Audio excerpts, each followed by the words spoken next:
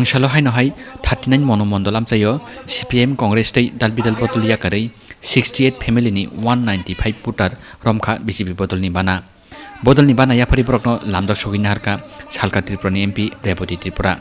Manjakha BJP Kisan Morcha ni Hasya Achukphang Johor Saha BJP Jonjati Morcha ni Vice President Sochirani Tripura District ni BJP President Shankar Roy Akosong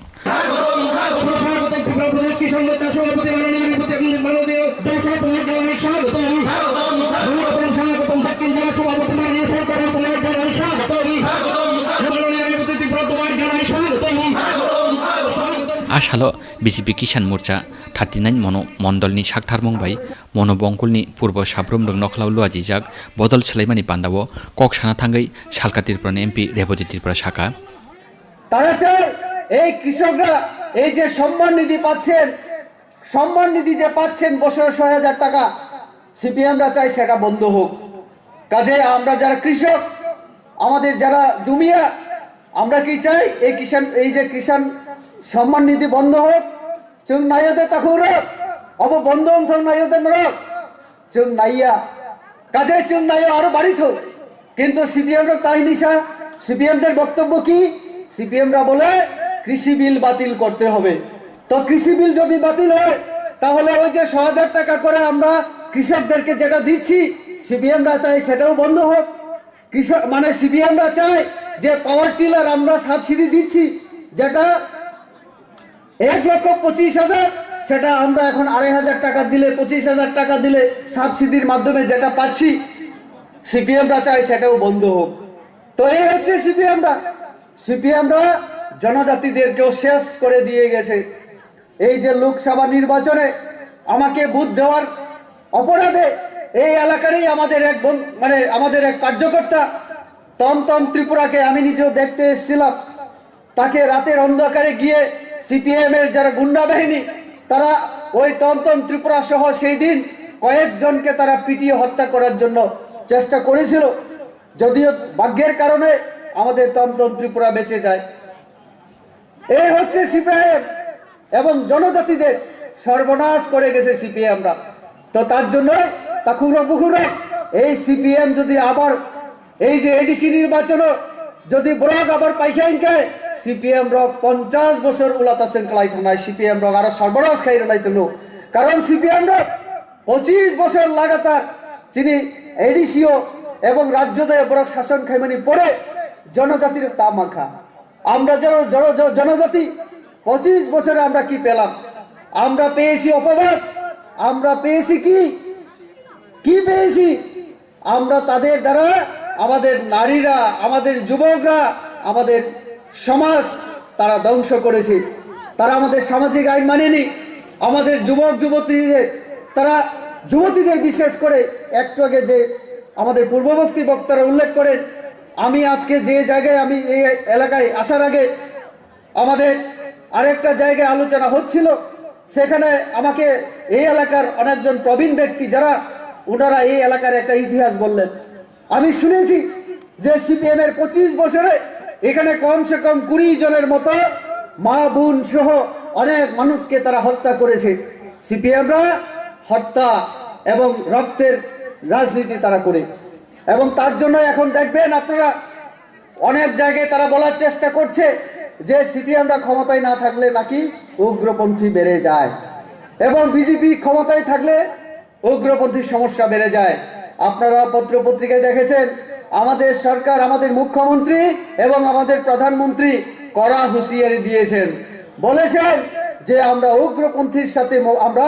আপোষ করব না আপনারা শুনলে খুশি হবেন হয়তো অনেকেই ইতিমধ্যে খবর পেয়েছেন ওই চিটাগাং মানে চট্টগ্রামে চিত্ত দেববর্মা সম্ভবত এনএলএফটি নেতা যে আমাকেও হুমকি দিয়েছিল মেল করেছিল তার একটা ছদ্মনাম হলো দি অমথায় এই দি অমথায় আমাকে হুমকি দিয়েছিল আমার অন্যায় কি আমাদের এই রাজ্যের জন্য আমি পার্লামেন্টে কথা বলেছিলাম এই রাজ্যের উন্নয়নের জন্য কথা বলেছিলাম জনজাতি এবং বাঙালি সহ সব ধর্মের জাতির জন্য আমি কথা বলেছি আমি বিজেপি করি এই হচ্ছে আমার অন্যায় সিপিএমরা আজকে বিভিন্ন জায়গায় সুরসুরি দেওয়ার চেষ্টা করছে। একটা সময় আমরা কি দেখেছিলাম? একটা সময় আমরা দেখেছিলাম সিপিএম এর আঙ্গুলি হেলনে এই রাজ্যে উগ্রপন্থীরও জন্ম হয়েছিল। আজকে আবার সেই পুরানো রাজনৈতিক খেলায় তারা মেতে উঠেছে। বিভিন্ন জায়গায় সুরসুরি দিয়ে যুবকদেরকে বিভ্রান্ত করার মধ্য দিয়ে আবারও এই রাজ্যে উগ্রপন্থী কার্যকলাপকে উৎসাহ দেওয়ার তারা চেষ্টা করছে। আমাদের সতর্ক থাকতে হবে। সিপিএম সম্পর্কে আমাদের অনেক কান নাক মানে চোখ কান সব খোলা রাখতে হবে আমাদের। সিপিএম ষড়যন্ত্র করতে উস্তাদ। এই সিপিএমরা জনজাতিদেরকে কি দিয়ে গিয়েছিল? 25 বছরে একটা তারা আমাদের জন্য একটা অপবাদ তারা দিয়ে গিয়েছিল, সেটা হচ্ছে উপজাতি। উপজাতি আমার এক দাদা একটু আগে বলছিলেন যে জাতি উপজাতি। আমি দাদাকে অনুরোধ করব আজকের পর থেকে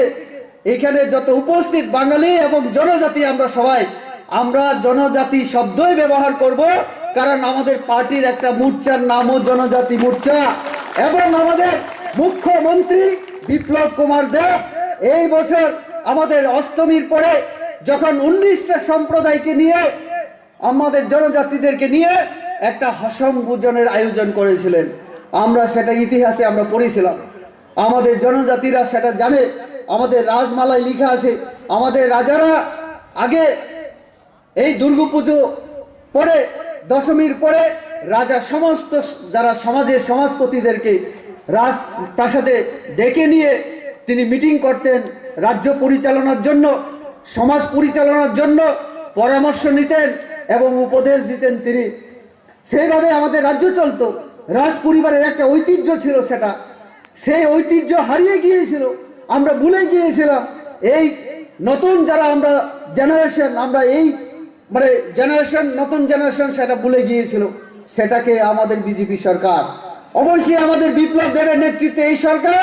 সেটা আবার আমাদের ঐতিহ্যকে আমাদের ইতিহাসকে আবার পুনরুজ্জীবিত করেছে। তার জন্য সেই দিন সেই মিটিংয়ে আমাদের মুখ্যমন্ত্রী একটা কথা অনুরোধ করেছিলেন সবার প্রতি যে আজকের পর থেকে